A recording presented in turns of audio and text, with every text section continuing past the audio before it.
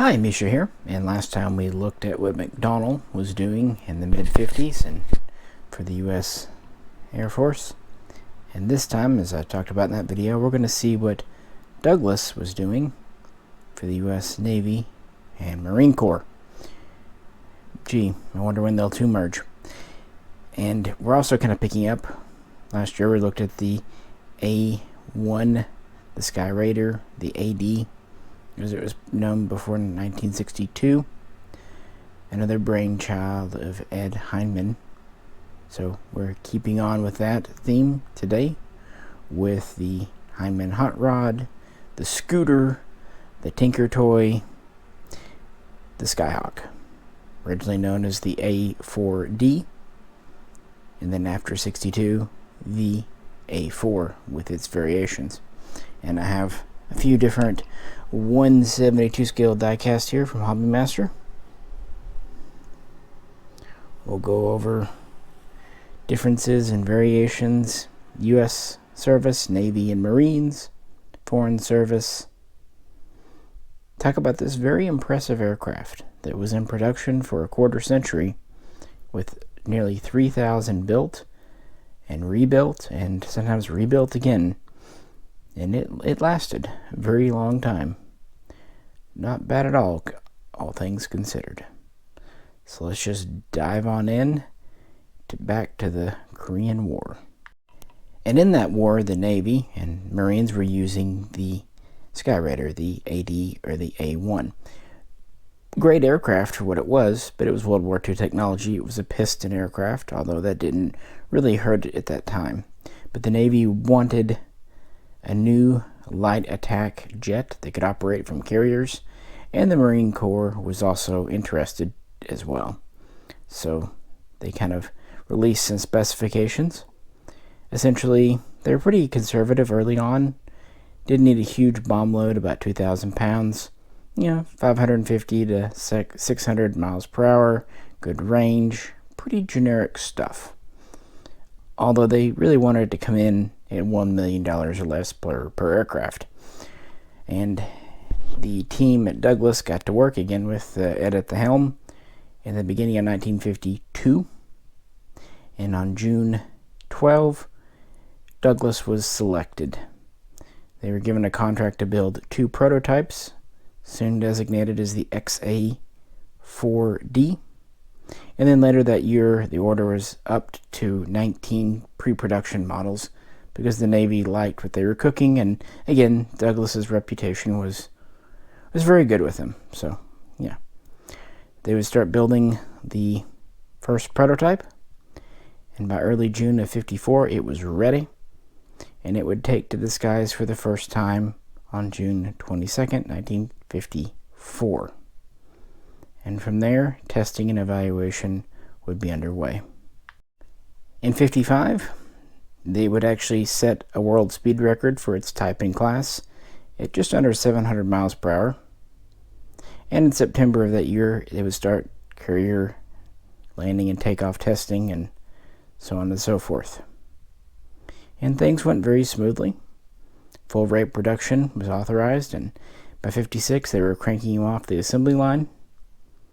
And first, the Navy would take delivery around September of 1956, and by December, the Marines were getting theirs too. And it went from designated the XA-4D-1 for the first model to, of course, in service known as the A-4D-1. Later, after 1962, known as the A-4A. And Douglas themselves picked the name Skyhawk. So that gets us to our first version here on the table, which is actually an A-4C. That's the earliest one I have from Hobby Master. They did do a couple of A-4Bs, but, well, we'll get into the differences. The A-4C was really the first one that was produced and became important in Vietnam. So yeah, this is an A-4C from Vietnam, 1965-66 era. But we need to back up.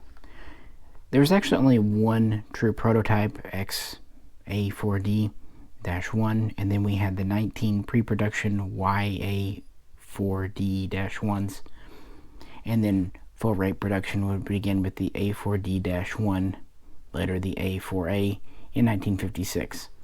The Navy and Marines were already quite happy because they came in under budget. Like I said, $1 million allowed. The first planes were about $860,000 apiece. So, hey, this was back when they could do that. They were also light, about 1/2 the max allowed weight. They were also small, yet they could still carry essentially the same bomb load as a World War II era B-17. And Heinemann is really to be credited with this because he kept it simple, stupid. Solid, dependable airframe, eliminating what he could, where he could. For example, the wings, it's just one continuous strut or spar from tip to tip, passing right through the frame from one forging. And to get the engine out, you just pull the hatch, the covering off the back and pull the engine straight out, so no hatches or hinges needed. The landing gear were very simple. They didn't actually go into the wings. They actually were covered underneath there, just kind of on the bottom, making things just straightforward and simple there. Simple cockpit. In fact, the original gun sight was essentially the same as a World War II gun sight with like one or two minor improvements. But it worked. It had a pair of 20mm Colt Mark 12 cannons, 100 rounds each, and a total of 3 hardpoints, one under each wing and one under the fuselage, because this was intended to be able to deliver a small tactical nuclear bomb if need be. And several other things we could get into, but you get the idea. Simple, dependable, and it was small. Small enough that it did not have folding wings, which further saved on weight and complexity. Simple standard tail, and while it could definitely operate from carriers of the day, it was actually small enough and required short enough takeoff and landing. It could still operate on old World War II carriers, something the Navy would take advantage of in the early 60s. Now, the A model was fitted with a Wright J65 engine. It was dependable enough, but wasn't getting quite the oomph they wanted. And there's some other tweaks. Therefore, in 1957, after about 166 of the original model had been built, they would introduce the A4D-2, later the A4B. And this would have some improvements to the structure, the frame, to the navigation systems. A little bit stronger here and there. You would have introduction of better control surfaces, just little tweaks and things that would be learned. And they would build a decent number of those, over 540, with production lasting a couple of years. Then this model here would be introduced as the A4D2N for night. It was the first really all-weather version, and introduced in 1960. It would actually be the most produced version, with over 600 built. And it would have radar systems. It would have terrain following radar. I should mention the B, just to back up for a second. It was the first to introduce this refueling probe, and actually the Skyhawk was the first to have buddy refueling, something the Navy would use early on, but kind of abandoned once dedicated tankers were available. But it did lead the way. We talked about that in the Voodoo video about buddy refueling, but technically Douglas had him beat here in service. But it also featured the labs, the low altitude bombing system, the toss bombing system, again seen in some of the Voodoos for a nuclear weapon carried on the center line. They would improve the ejection seat. Still no 0-0 though. And they had hoped to go to an all-new engine. The Wright engine was kind of at the end of its service life. It had really been pushed as far as it could go. Some sources say the B, some say the C, but either way, by this point there is an uprated version of the same engine, just a better submodel. So we do have a minor improvement there. There's a lot of other little tweaks that you'll see. Again, mostly with this, we have the longer nose, so we have the radar systems, even though they were pretty basic at first. But they're getting there. And this would be the version that would be primarily in service when Vietnam would kick off in '64. Before that, though, the Skyhawk made a name for itself. It was actually the first American jet to be stationed overseas equipped with the AIM-9 Sidewinder early on. Early on, they could only support 2, one under each wing. Later versions could do 4 under each wing, although rarely would. The original version did not support drop tanks, but this would be introduced with the B, and it could actually support up to 3. There were 3. All 3 points, I guess you'd say, were plumbed, the center and the 2 wing stations. So its really limiting factor wasn't its overall carriage ability. It was just the fact that it only had 3 stations underneath. But again, it was meant to be a light attack aircraft operating from any number of carriers. And in the early 60s, these would actually be sent out to defend other aircraft and the fleet on anti-submarine patrols. So that's pretty cool. But like I said, Vietnam would kick off in '64, and there would be improvements. I should also just mention here that as Vietnam heated up, the Navy would order a 2-seat trainer version, which would end up designated as the TA-4F. And with that, let's talk about really the first major update to the design. Introduced in service in 1963, but because it had been tested back in '62, this was the last version to get the old style name of A-4D5.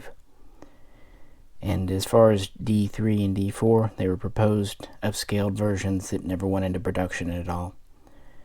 And this would be known as the A4E. And it was really the first big update to the design. They've been wanting to switch over engines since the B or C models. With the E, they finally did it, moving away from the Wright to a Pratt & Whitney J52 engine. They would also give it a stronger reinforced frame, going from 3 hard points to 5, 3 of which were still plumbed.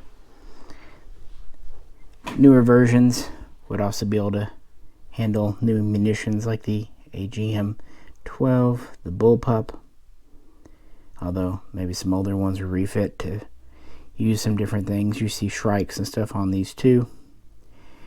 They would get more in the way of computing for bombing in some limited air-to-air ability. Still not great. It's a thing. But we do see the avionics being updated and just a lot of other improvements. But the big thing here is the switch to 5 hard points and a really newer generation of engine with more thrust going on. And so these are starting to come into service in '64 when the Nam War kicked off, but the A4C was still kind of the primary thing early on. And the first Skyhawk loss in Vietnam would be at the beginning of the war, August 5, when one was shot down while attacking Vietnamese torpedo boats. And from there, we would actually have the first POW of the war captured as a Skyhawk pilot, and in September of '72, the last POW officially captured in the war would be a Skyhawk, although that would be a Marine Corps, as far as that goes. And the Navy would keep flying these. They would be their primary light attack aircraft in '65. The E model certainly expanded the abilities with additional weapons carriage, better range, more fuel efficiency in some instances, and we keep on through '66. It's worth pointing out that in '67, the first and only shoot down of a Skyhawk by a MiG-17 would happen in April, and then in May, a Skyhawk would return the favor by shooting down a MiG with a Zuni rocket. Yeah, unguided rocket, like I have on this one over here. Unfortunately, at the end of June of that same year, a very big tragedy on USS Forrestal would happen when a rocket would set off, making a huge fire and explosion, killing 134, injuring more 160 some odd, and really leading to a lot of updates of safety and ordnance treatment on the decks of carriers and really just making a big thing. And later that year, they started to phase out the A-4Cs from frontline service, and this would be completed by 1970. In fact, they would start phasing out some of the A-4s entirely from the light attack role, replacing them with the new F-4 Phantom. But the A-4E here would remain in frontline service after Vietnam. This version here is the John McCain commemorative. It's a A4E model, has the bullpup missiles, drop tanks. Kind of neat thing about the tanks, they were actually designed to be landed on, working as skids if the gear failed. They did actually give double hydraulics and stuff. They continue to make the little hot rod as durable and dependable as they could. So, in the first few years of Vietnam, these are a very common sight, but by 70, 72, especially within the Navy, less and less so. But the Marines would have a different opinion. As the A-7 would come into use with the Navy, Air Force, the Marines absolutely didn't want it. They were sticking to their A-4 Skyhawks, something they would do for quite a while. And then we do have one more kind of frontline major version. I should point out that they made just under 500 of these A4Es here. But with that, let's move over to our first Marine Corps Skyhawk. Really the last major version of the Vietnam War, the A4F, sometimes called the Foxtrot. Now the Navy did have these, but the Marines really took it to be their own, and that's what we have here. Now the Marines started operating from land bases in June of '65 in Vietnam, and would continue throughout the war. They flew for close air support missions, supporting ground troops, of course. They also flew missions to try to lure out SAM sites and other missile batteries and AA installations and get them gotten. And with the A4F, we just have a further improved version. It has an upgraded version of the Pratt & Whitney engine. The early ones started off with an improved version, but then the later ones would get a further upgraded version. These would sometimes be called the Super Foxtrot or the Super A4F, but they wouldn't appear till a little bit later on. Some of the original ones would get the engine as well. You can note that the refueling beams kind of canted off to the side. This was to make better clearance for the radar and sensor equipment in the nose. These would get the first 0-0 ejection seats. They would still continue to have 5 hard points. They would actually have additional armor added to protect the plane and the pilot, more redundancy. They would actually have better steerage for the landing gear, including the first steerable front gear. These had a tricycle landing gear setup, by the way. And just continue to have several other little improvements. And of course, what's famous about the F model is the humpback.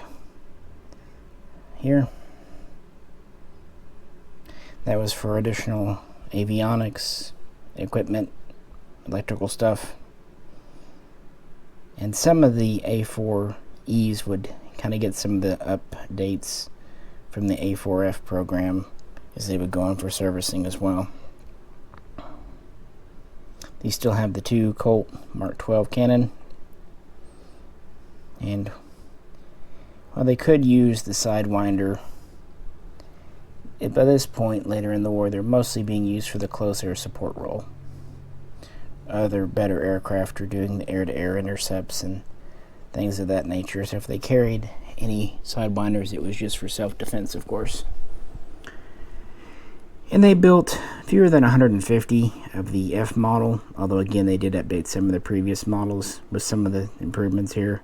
So it was the last version in the Navy, and the last version the Marines would use in Vietnam,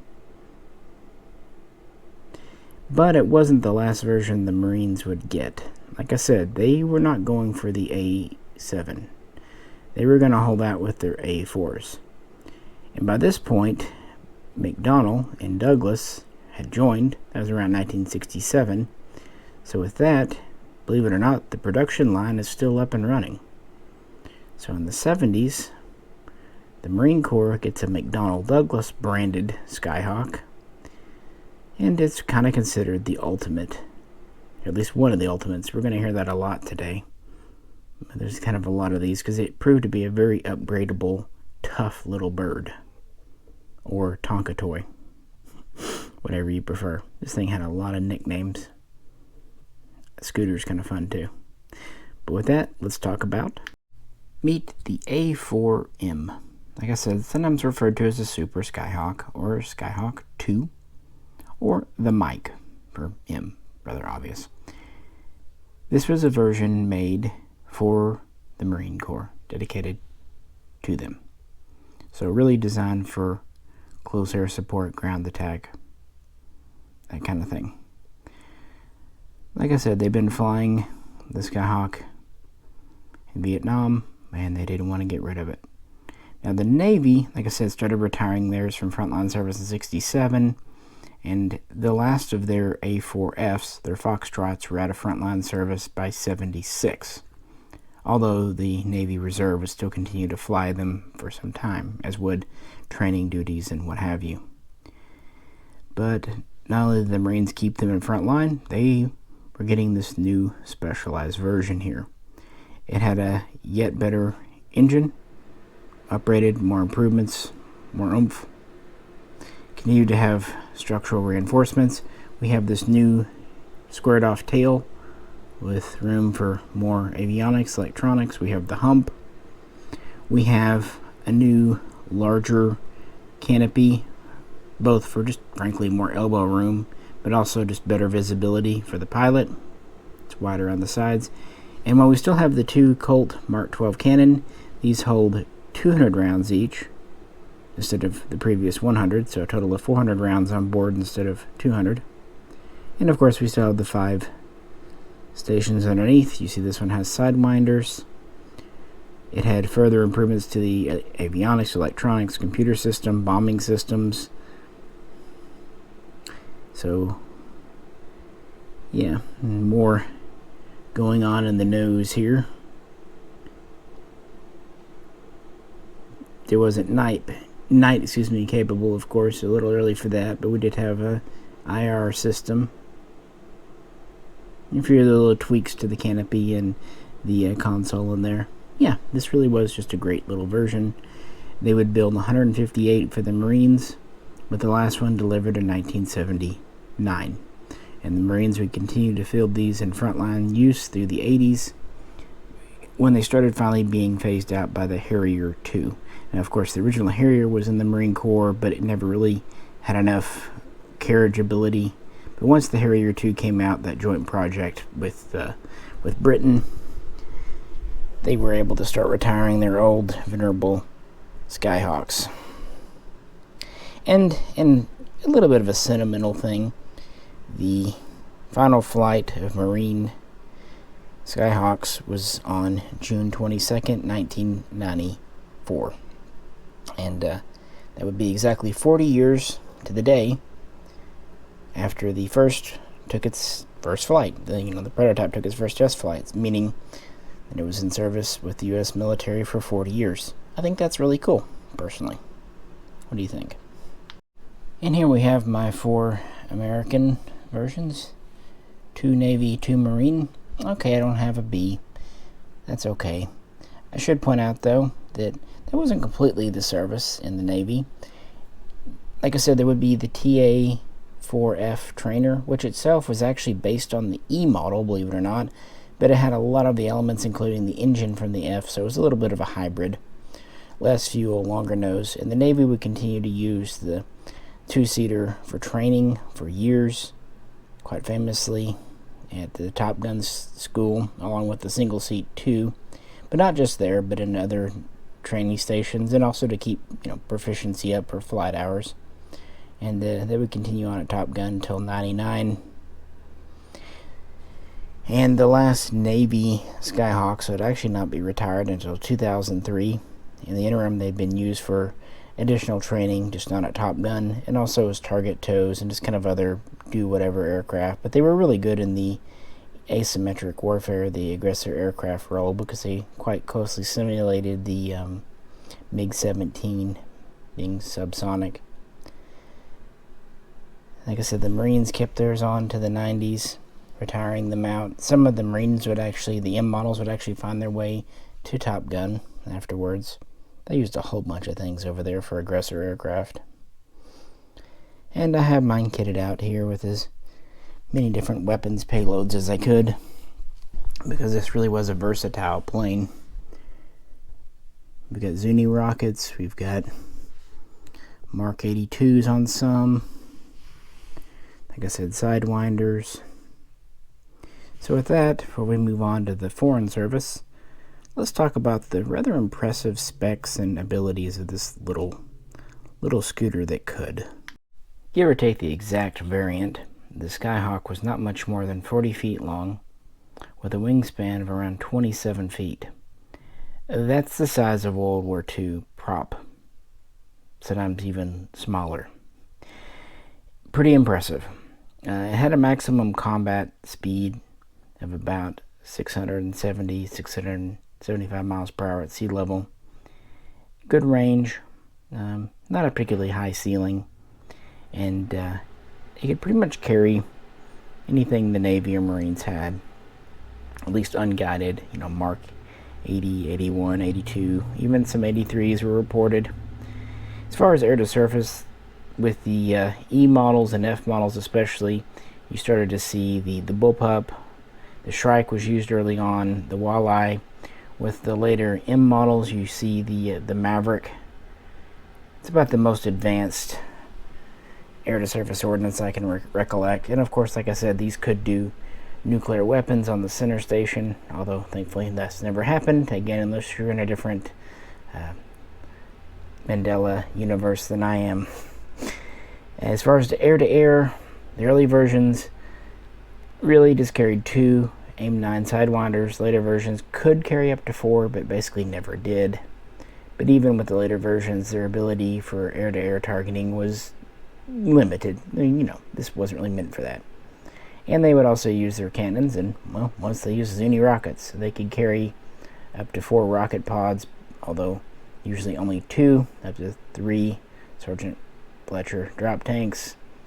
We see a few different sizes, but pretty much the standard for the day and time for the Navy. And as I said, the ejection seat was improved throughout time, of course, with the engines. It was just an impressive, durable little machine. And the airframe was never the problem. Other parts would wear out well before it would.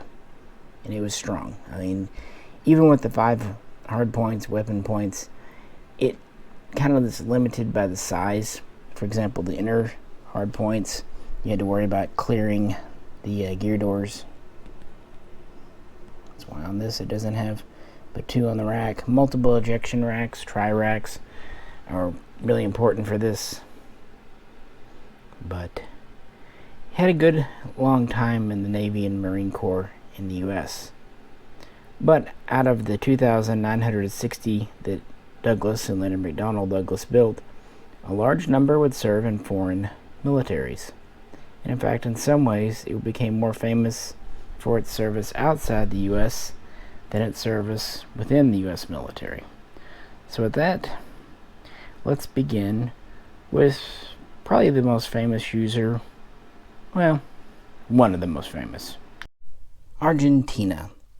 Technically the first foreign user, and one of the few to actually use it in combat, along with Israel and Kuwait. In 1965, a deal was struck with the U.S., and in 1966, 25 former Navy A-4Bs were delivered to Argentina, with an additional 25 in 1970. These were reworked and refreshed by Lockheed in California, and then technically redesignated as A-4P, sent down to Argentina for their Air Force. but everyone still just called them A-4Bs. As far as I know, they still just had two hard points, one on each wing, for a total of 3. And next, the Air Force in 76 would get 25 more A-4Cs. And these would be sent directly to Argentina, and down there they would rework them, giving them 5 hard points, and the ability to use the AIM-9 Sidewinder. And the Navy wanted to get in a little bit too. They had their own version known as the A-4Q.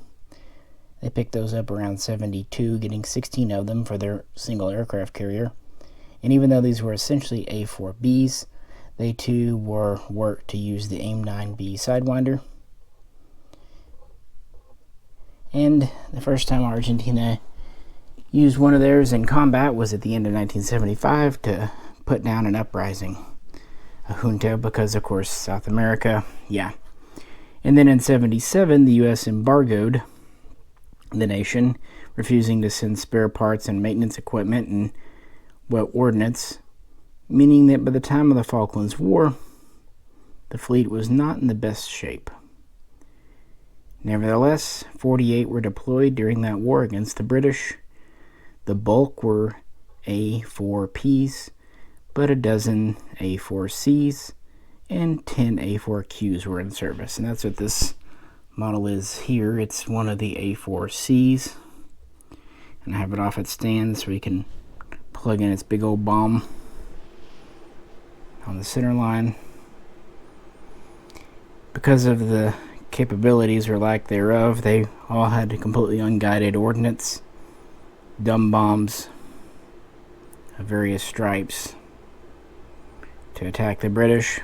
And to be fair, even though they did lose 22 of their Skyhawks, they were able to outright sink one British ship, damage another enough that it would sink later, and caused enough damage for a few more that they would end up being scuttled. But of course, in air-to-air against the Harrier, well, yeah, they didn't do so well. But considering what they had to work with, I mean, there are stories that the ejection seats were not even functional on a lot of these, or at least not reliably so. That takes a ballsy pilot, right or wrong in the war. It takes a ballsy pilot to get into a jet going up against an armed adversary, knowing your ejection seat may or may not work. Still had the 20mm cannon. After the Falklands War, they actually tried to purchase a couple of dozen surplus Skyhawks from Israel, who was another major user, in fact the largest. But the U.S. would block this for rather obvious reasons. In the 90s, the situation would improve with a different government in Argentina, and of course a different government in America. And they would see their final version, the A-4R, although the A-4Qs of the Navy would be retired by the end of the 80s, those that survived the war. In total, they're credited with flying 130 Skyhawk airframes overall. Again, these were not really custom made, although they were custom fit for Argentina, both the Air Force and the Navy. And yeah, when I think of the Falklands War, I definitely think of the Argentinian Skyhawks. For what they were, for what they had to work with, they employed them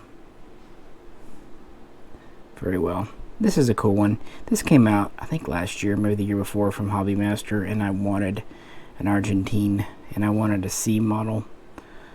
They did do one Argentinian B, which I would have been even happier with, but that's long out of print. So I'm just happy with this one. You can see it's got the really basic nose, not a lot of equipment up there. These were pretty basic airplanes, especially by the Falklands War. What advanced equipment they had probably wasn't working anymore because they didn't have spare parts. And they were still using the older engines as well, the older Wright engines. At least most would have been. What do you think, though?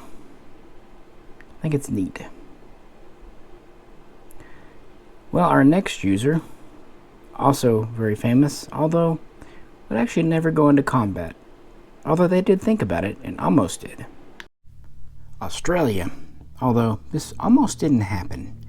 Back in 1955, the HMAS AS Melbourne was commissioned and was operating the Sea Venom made in the UK.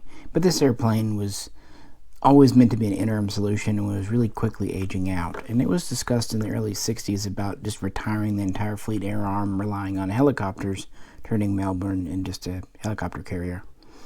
But in 63, this was kind of reversed, and it was decided to get a new fixed-wing aircraft to operate alongside helicopters. And in 64, tests were done with the Skyhawk landing on board Melbourne and proved successful. So towards the end of that year, the government would get on board, look at a few different airplanes, but by 65 they were working with Douglas in the U.S., and they would ink a deal for the A-4G. And they would get 8 single-seaters and 2 two-seaters. And these would actually be new-build aircraft, the first done for a foreign customer. The test flight would be in July of 1967. Keep in mind the U.S. is in Vietnam, so it might be a little slow, not exactly the highest priority. And Melbourne herself would go to California to pick them up in October of 67, getting the 10 aircraft, taking them back to Australia, dropping them off so that the squad could begin training, and then she would be put in for refit, something else that the government authorized, so she could operate them successfully. It would actually not take much to make her able to use these planes, thanks again to their relatively small size, simplicity, also thanks to the fact that Melbourne was somewhat new-ish. And so throughout 68, the squad was training up. They began in January. They were supposed to be done by mid-year, but because of various shortages and delays, they didn't actually complete their training until December. In fact, they didn't have their first carrier deck landings in real life until November of that year, when the visiting HMS Hermes was there, so the Aussies landed on board her, giving them some real experience. But by 69, they were ready to go, and Melbourne was about to be out of dry dock and was ready to go too. So the A4G. Essentially, this is a step in between the A4E and the A4F. We have it's called cranked out refueling boom. When Australia would get these, they would actually be the first aircraft capable of aerial refueling in Australian military service at the time. But notice it doesn't have the big hump in the back for avionics. It still has the more powerful engine. These were really primarily planned for fleet defense, so they were capable of carrying up to 4 sidewinders. Although they lacked much in the way of air-to-ground delivery abilities, they really did never carry guided munitions of any type, so just dumb bombs. Now, they were going to actually send half a dozen pilots and planes to support American operations in Vietnam. That was the plan in 67, 68, but in February of 1969, politics and other things and the war trying to wind down, the political powers that be decided no, Australia's not going to send their Skyhawks over there, so they never saw combat there or anywhere else. On the other hand, approval was given to acquire 10 more A4Gs by 1970, and these would be delivered in 1971. Unlike the first set of 10, these would actually be retired U.S. Navy A4s. I believe they were F models. They might have been E models. But anyway, they were updated to A4G standards, so they looked the same. And again, they got 2 twin-seaters and 8 single-seaters. And so they had a total of 20 in service. And while they would operate off Melbourne, usually 4, sometimes 8 on board her, they would also operate off shore bases, land bases. I should point out that Melbourne was actually the smallest aircraft carrier to ever operate the Skyhawk. Kind of a neat little thing, and a testament to its compact design. Also in 77, when Melbourne was visiting the UK for the Queen's Jubilee, they would be there, and actually even a couple would take part in a ceremonial flight. And they would be with various NATO operations and exercises around the world on the carrier. But when she would go in for routine maintenance and refit, they would operate from shore bases, and it was really discovered that while these were purchased for air defense, they really weren't great fighters. They didn't have the maneuverability, especially at higher altitudes. They didn't really have the best guidance or up-to-date missiles, but what they were good at was close air support, kind of like the Marines had found out. So he ended up supporting a lot of exercises with the Army, really delivering a lot of dumb bombs and ordnance practice and otherwise. So if combat had ever happened, that probably would have been their role, was air-to-ground attack, which is why this one's kind of set up with 6 dumb bombs. Either way, they were in service, but not the best safety record. To be fair, 10 were lost in various accidents, killing actually 2 pilots over the years. And to be fair, naval aviation is extremely dangerous, and training is very stressful on pilots and equipment, but nevertheless, only 10 were in flyable shape by 1982. Now, they actually retired Melbourne in June of that year, with plans to buy HMS Invincible from the UK as they were changing up their navy. But then the Falklands War happened, and the deal to sell Invincible to Australia was cancelled. So what to do? Well, in '83 there was a review by the government, and it was just decided to go ahead and disband the Fleet Air Arm and just not worry about fixed-wing aircraft.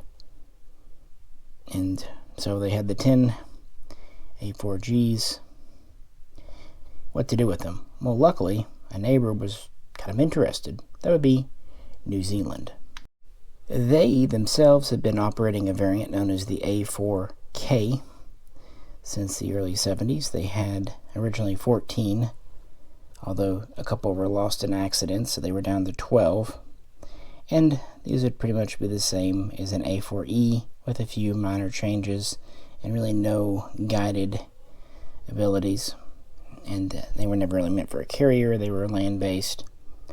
But in '83, they decided, hey, a force of 12, including the trainers, really isn't enough to do anything with. We only have 1 squad. But they sent some representatives over. They inspected the Aussie planes late that year. And then a deal was inked. And they would buy the 10, giving them a strength of 22. And that allowed them to have 2 squadrons. And after they did this, they planned on updating everything, the A4Ks and the A4Gs, to a certain standard called the A4 Kahoo. That program would be approved in '85 and last from '86 to '91. And essentially it gave them updated avionics, including a radar, quite like what was in the F-16, a little bit of better weapons carriage abilities, refurbishing the airplanes, you know the deal. And these would continue to fly throughout the 90s. But they would meet a retirement in 2001 after a couple of crashes and just the airframes kind of hitting the edge of their life and everything else. And they would be retired in December of that year after a good long service. And 8 of the remaining planes that had been in storage for a decade were actually sold off to a U.S. private company that did aggressor aircraft in 2012. So, that was kind of into those, and those are actually originally Australian aircraft besides that. So quite a long life for the A4G, turned into an A4K, and some even sold to private hands in the 21st century. Even though things like the engines and the avionics might be wearing out, the ejection seats needed replacing, the basic structure, thanks to Ed's simple and effective construction, was still quite solid, even with quite a few hours behind it. But with that, we have one more foreign operator and model to look at today. Singapore. This is an A4SU, another one often called a Super Skyhawk. This is too much of an interesting model for me to pick up. I've actually had this one for quite a long time, been meaning to show it in a video and just never did. But it actually goes back to 1973, when Singapore would get their first 50. These would actually begin life as ex-Navy A4Bs, but Lockheed would update them to Singapore standard as the A4S. They would have 100 major changes and several other minor ones.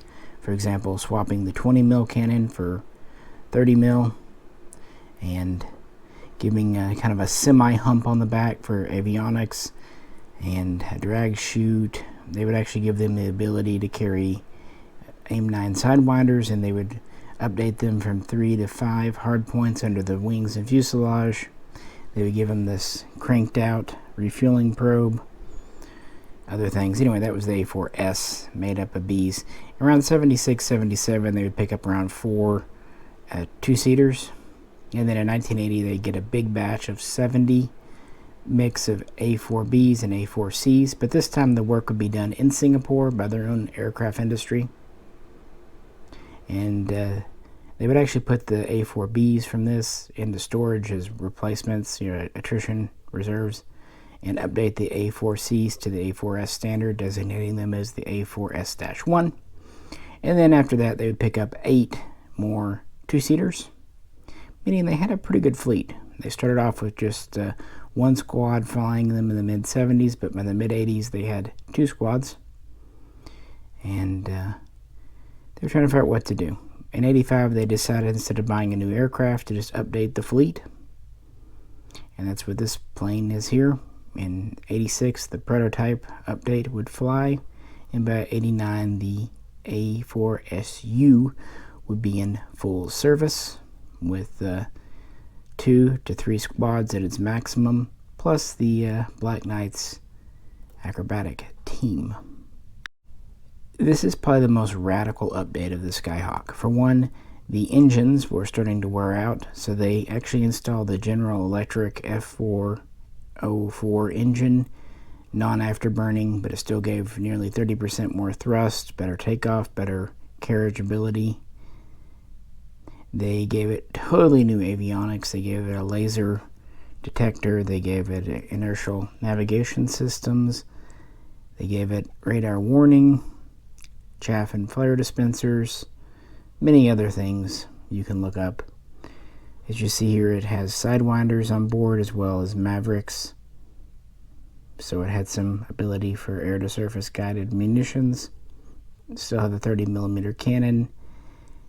Again, just a major refit of the design. Really building these from the ground up, even more than New Zealand had done. And they nominally converted well over 100. Some sources say 130, but I don't know that all the A4 Skyhawk airframes in Singapore were actually converted. But correct me, I could be very wrong on that. I don't know. But well over 100 definitely served at Singapore in one form or another, be it an A4S or an A4S-1 or an A4SU. However, so this was their mainline fighter for air-to-air defense and air-to-surface attack in the 90s, and it would continue on for a few more years. But by the end of 2005, after over 15 years of service in the updated form, it was time to retire them. They did their best, they kept it running, but parts were wearing out, and it was time to either dump more money into them or let them go. And so they did. But there was still one more role, especially for the two-seaters. In the 90s, they started using these as their advanced jet trainer, and they would continue on in this role, at least some of them, until 2012. And then finally, at the end of that year, they would retire them, making them among the final Skyhawks flying in the world. And probably the most updated ones at that, considering they started off as B models and actually had new engines installed and complete update of the electronics and all that stuff. I just think it's an interesting version. But what do you think? Hobbymaster has done a couple of these. So here they are, kind of lined up. One foreign user I don't have a representative aircraft from is Israel. The Israeli Air Force was actually the largest operator of the Skyhawk outside of the USA. They acquired over 250, 300. They actually started trying to get them as early as 64, but at that time the US blocked the transfer. In late 66, they agreed with some stipulations, and by late 67, the first deliveries commenced. This would actually be the first US aircraft to go into Israeli service, at least combat aircraft. This is when the switch from French material to American material started happening. Obviously, they had some F-4 Phantoms they would fly and F-15s, but the A-4 was just more economical, and they made it their primary attack jet starting after the 6 Days War, and it, of course, would serve throughout the Yom Kippur War for decades. There would be a special version, the A4H, made for them. It was kind of like a cross between the A4E and F. Originally, it didn't have the hump, but soon would. It did have 30 mil cannon, kind of like the Singapore version, and many other updates. Then they would also get the A4N, which was essentially an export version for Israel of the A4M, made for the Marines. And we've already talked about its specs. It'd be one of the last versions they got. So, yeah, they had quite a few. They would use them in combat early on at the beginning of 1968, and against Egypt in 69 and 70, and so on and so forth. And throughout the 80s, it's the Israeli Defense Force. You know how that goes. And they would remain in frontline service until the 21st century. In 2008, they decided to start retiring them for much the same reason as everyone else. 2012, they were out of frontline service, and in December of 2015, they were taken out of service entirely. They had been used for a few years as trainers and whatnot. So that's pretty much the final user in the world, at least of note. So they outstripped Singapore by a little bit there. And there we have it. What do you think? Which story do you find more interesting, McDonnell or Douglas? Of course, with the later Skyhawks, it's the same story. The two companies joined around 67 and, well, would make history with the subsequent F-4 Phantom II. But that is definitely a story for another video. Now, these are fun. I like the models from Hobbymaster. They're almost all metal. Usually they come with a few different sets of ordnance. Gear up or down. The only bad thing is the canopy. It's hinged and it's very tight. Especially, it's not so bad on the M model because it's a little bit bigger, but especially like the B's and the C's, it's kind of hard to get the pilot in there. I kind of wish maybe they had the whole canopy you pulled off and then plugged in a opened version, but oh well, it is what it is. I do like that the McCain version and a few others has the bullpup missiles. We've got Zuni rockets. We've got Mark 82s, Mark 83s with a couple Mavericks, AIM-9 Sidewinders. Yeah, pretty neat setup, pretty diverse, I think. And the fact that they pretty much done all the versions except they never did an A4A, which, yeah, that makes sense. Those really weren't ever in combat. More of a pre-production series. But, yeah. Promise you some more aircraft videos and trying to deliver. So let me know which configuration is your favorite and which service history you think is the most interesting. I think for me it's the A4M. I like the Marine version. Pretty nifty. With that, this is Misha, and I'll catch you very soon next time.